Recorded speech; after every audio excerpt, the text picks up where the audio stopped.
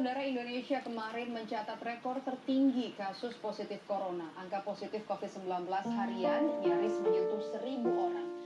Sadar nggak sih, saat ini raga kita seolah terpenjara. Tapi, di rumah aja bukan berarti kita nggak bisa melakukan apa-apa. Mungkin raga kita memang terpenjara, tapi ide dan kreativitas kita akan selalu merdeka dan bebas bergerak kemana saja. Seperti kuas yang mewarnai seluruh isi kanvas, kita harus memanfaatkan ide dan kreativitas kita untuk terus bergerak. Karena bagi mereka yang kreatif, apapun kondisinya, selalu ada ruang untuk berkarya dan selalu ada ruang untuk bergerak.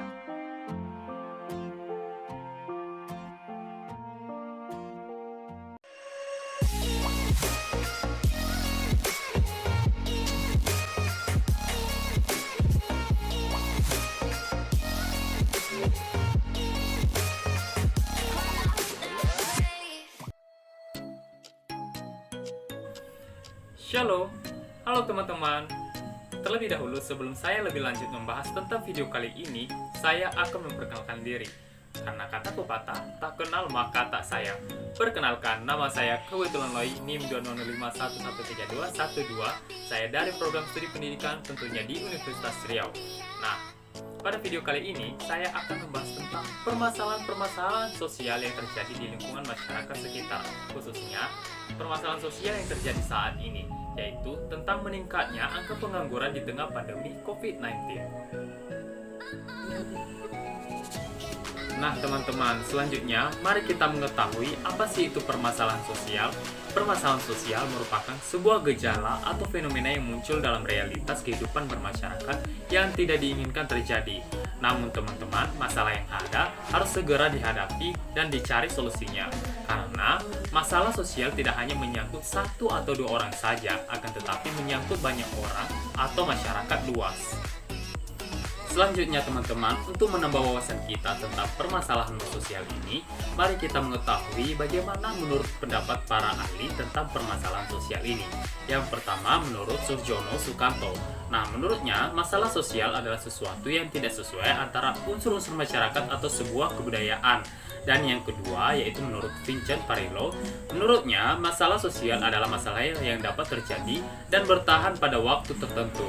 Nah, situasi tertentu pada masyarakat yang tidak dapat dikatakan sebagai masalah sosial, karena situasi tersebut bila terjadi hanya dalam waktu yang singkat.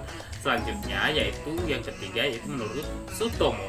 Nah, menurutnya masalah sosial adalah suatu situasi yang terjadi di masyarakat. Nah, situasi tersebut adalah situasi yang tidak diinginkan oleh kebanyakan orang atau sebagian besar masyarakat. Dan yang keempat menurut Weinberg dan Rabington. Menurutnya, masalah sosial adalah kondisi di dalam suatu masyarakat yang tidak sesuai dengan nilai. Dan yang kelima yaitu menurut Presley, menurutnya masalah sosial adalah suatu kondisi atau situasi yang berpengaruh. Nah, masalah sosial adalah situasi yang tidak disukai bahkan tidak diinginkan. Oleh karena itu, masalah sosial perlu diatasi dan diperbaiki. Menurut para ahli selanjutnya yaitu Pincus dan Minahan. Nah, menurutnya masalah sosial adalah kondisi sosial atau situasi yang dievaluasi oleh sebagian besar masyarakat. Dan yang selanjutnya yaitu menurut Rock dan Selznick. Nah, menurutnya masalah sosial adalah masalah yang terjadi di dalam suatu hubungan antar sesama masyarakat. Selanjutnya menurut Zastrow. Nah, menurutnya masalah sosial adalah suatu situasi di dalam masyarakat. Nah, situasi tersebut akan mempengaruhi sebagian besar masyarakat. Nah, menurutnya masalah sosial harus diperbaiki. Nah, cara untuk memperbaiki masalah sosial ini adalah dengan menggunakan suatu tindakan-tindakan. Selanjutnya yaitu menurut Coleman JW dan Crazy DR. Nah, menurutnya masalah sosial adalah suatu fenomena atau gejala. Nah, gejala atau fenomena tersebut memiliki dimensi dan aspek kajian yang luas sekali. Dan selanjutnya itu menurut Gilin dan Gilin. Nah, menurutnya masalah sosial adalah suatu kondisi yang tidak sesuai. Nah, dikatakan tidak sesuai karena kan situasi tersebut tidak sesuai dengan unsur-unsur yang ada di dalam masyarakat. Selanjutnya teman-teman, di sini saya akan menjelaskan tentang contoh-contoh permasalahan sosial yang ada di lingkungan masyarakat kita.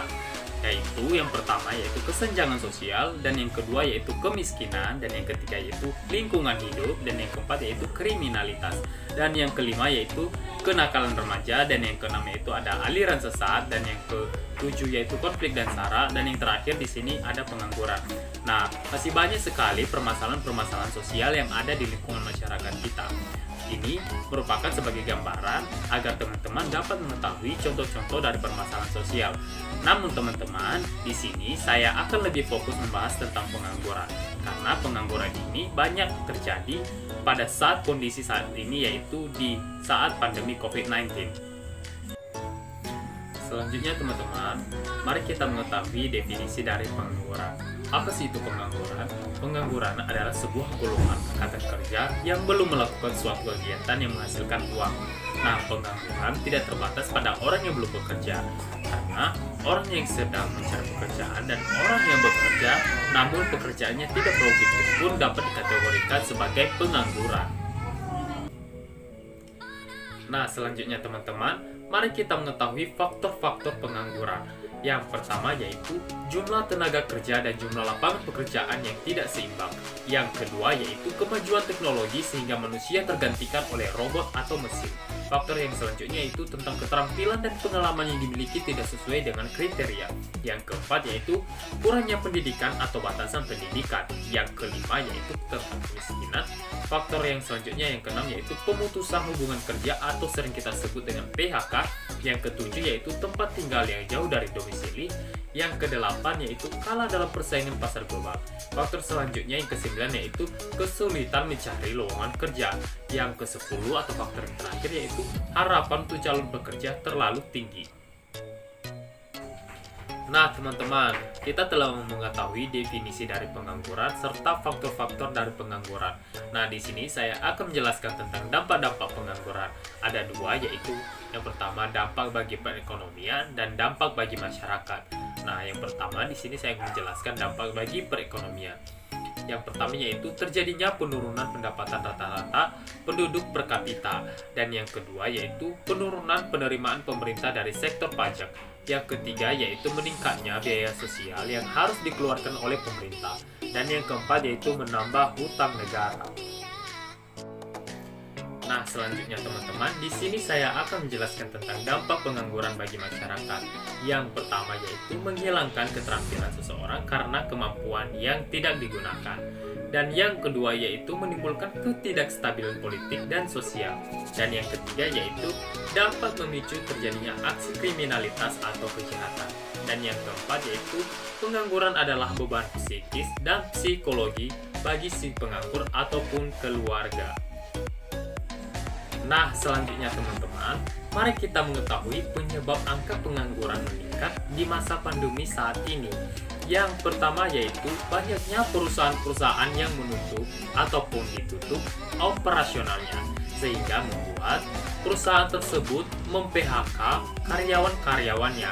Dan yang kedua yaitu adanya lockdown dan PSBB membuat penggunaan barang dan jasa atau pelanggan sepi, sehingga mengakibatkan usaha-usaha di bidang ekonomi tutup dan menyebabkan mereka menganggur. Dan yang ketiga yaitu adanya rasa takut yang tinggi dari aturan pemerintah untuk di rumah saja selama pandemi ini. Nah, membuat masyarakat terbatasi dalam bekerja ataupun melakukan usaha sehingga mereka lebih memilih menganggur dan bahkan terpaksa harus menganggur karena aturan tersebut. Nah, teman-teman, sekarang mari kita mengetahui apa saja sih kebijakan-kebijakan yang dilakukan oleh pemerintah untuk mengatasi angka pengangguran yang meningkat pada masa pandemi sekarang ini. Yang pertama di sini ada mengoptimalkan program Kartu Prakerja, di mana program ini dapat menjadi basis untuk membenahi data pengangguran sehingga dapat dijadikan sebagai basis data pengangguran yang real time. Dan yang kedua yaitu mendorong kepada dunia usaha melalui pemberian intensif agar mereka mengoptimalkan alternatif-alternatif untuk mempertahankan tenaga kerja mereka dibandingkan dengan PHK. Dan yang ketiga yaitu mengusahakan dan mengupayakan agar pandemi ini cepat berlalu sehingga keadaan bisa kembali seperti semula. Selanjutnya teman-teman, di sini saya akan menjelaskan tentang kebijakan diri kita yang seharusnya kita lakukan untuk menghadapi pengangguran di masa pandemi COVID-19 ini. Seharusnya kita tidak harus meminta uluran tangan dari pemerintah untuk membantu dan menolong kita. Kita pun dapat berkontribusi untuk ikut dalam berpartisipasi membantu mengurangi angka pengangguran selama pandemi COVID-19 ini. Adapun kegiatan-kegiatan yang dapat kita lakukan selama pandemi ini, yang pertama yaitu kita dapat mengikuti pelatihan pendidikan luar sekolah untuk mengasah dan meningkatkan kemampuan berupa pelatihan-pelatihan kejuruan atau kursus dalam bidang-bidang pertanian, industri, pertukangan, dan lain-lain. Dan yang kedua yaitu kita dapat menciptakan ide-ide bisnis rumah untuk dikelola agar tetap produktif selama pandemi. Dan adapun video yang selanjutnya yang saya temukan untuk dapat kita contoh agar tetap produktif selama pandemi ini. Sebagai ibu rumah tangga, atau orang yang tidak bisa keluar rumah terlalu lama, mungkin akan sulit mendirikan bisnis atau usaha di toko pada daerah pilihanmu. Tetapi, ada cara berbisnis yang bisa kamu lakukan, yaitu dengan memanfaatkan rumahmu untuk usaha kecil-kecilan di depan rumah, dengan modal kecil tetapi menghasilkan. Usaha di depan rumah cukup efektif dan efisien. Kamu bisa coba beberapa jenis usaha yang bisa dilakukan di depan rumah. Sebagai referensinya, channel Bisnis Bagus telah merangkum beberapa ide usaha di depan rumah, modal kecil bagi kamu yang masih pemula. Simak ulasan video berikut ini selengkapnya. Sebelum lanjut videonya, pastikan kamu sudah subscribe channel Bisnis Bagus untuk mendukung channel ini terus berkembang menyajikan video terbaru setiap harinya. Yang pertama, usaha fotokopi. Manfaatkan letak rumahmu jika berada di sekitar sekolah atau kantor. Karena letak tersebut, kamu memiliki peluang untuk membuka usaha fotokopi di depan rumah. Banyak pelajar maupun pekerja kantoran yang membutuhkan warung fotokopi untuk pekerjaannya. Jika perlu, kamu juga membuka jasa pengetikan sekaligus printing, juga alat-alat tulis yang pasti dibutuhkan orang-orang sekitar rumahmu. Kedua, usaha jus buah. Dengan halaman depan rumah yang mungil atau hanya berdasarkan teras, kamu bisa meletakkan gerobak jus di sana. Jus buah rumahan seperti ini memiliki banyak peluang pula, tak kalah dengan usaha lainnya. Ketiga, usaha isi ulang pulsa. Pulsa atau kuota menjadi kebutuhan sehari-hari masyarakat zaman sekarang. Tak heran bila usaha isi ulang pulsa menjadi salah satu bisnis yang laku setiap hari. Untuk memulai usaha ini, kamu cukup menyediakan etalase kecil di depan rumah beserta spanduk sederhana.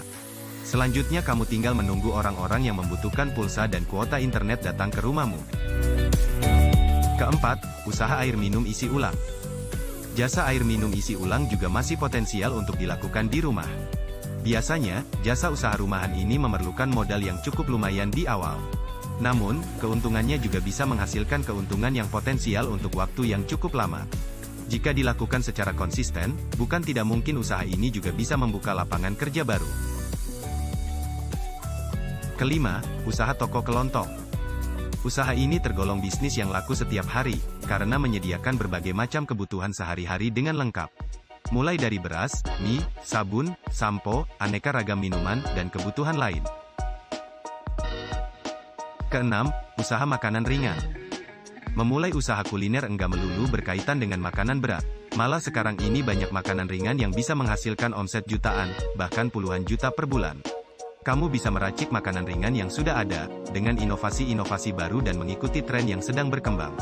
Mulai dari keripik, peyek, kentang, dan sebagainya, bisa kamu olah dengan tingkat kepedasan maupun tekstur yang sesuai dengan permintaan pasar. Nah, itulah beberapa referensi jenis usaha kecil-kecilan yang dapat kamu jalankan meskipun di depan rumahmu dengan modal kecil. Semoga menjadi masukan agar usaha yang kamu bangun berjalan dengan lancar. Setelah kita mengetahui dan melihat contoh-contoh ide bisnis dalam video tersebut, saya berharap kita dapat menemukan ide-ide bisnis baru dan kita dapat mendirikan peluang-peluang kerja baru agar kita tetap produktif selama pandemi COVID-19 ini. Nah, demikianlah pembahasan materi tentang permasalahan sosial, khususnya meningkatnya angka pengangguran di tengah pandemi COVID-19. Saya berharap kita dapat ikut berkontribusi dalam mengurangi angka pengangguran selama pandemi COVID-19 ini dengan cara kita dapat menciptakan ide-ide bisnis baru dan dapat menciptakan peluang-peluang kerja baru agar kita tetap produktif selama pandemi COVID-19 ini. Karena Karena kalau bukan dari kita, siapa lagi yang ikut berkontribusi membangun dan membantu negeri ini. Nah, demikianlah penjelasan video pembahasan tentang permasalahan sosial. Saya kebetulan Lori, NIM 205113212. Saya dari Program Studi Pendidikan Ekonomi, tentunya di Universitas Riau. Pamit undur diri. Terima kasih. Shalom.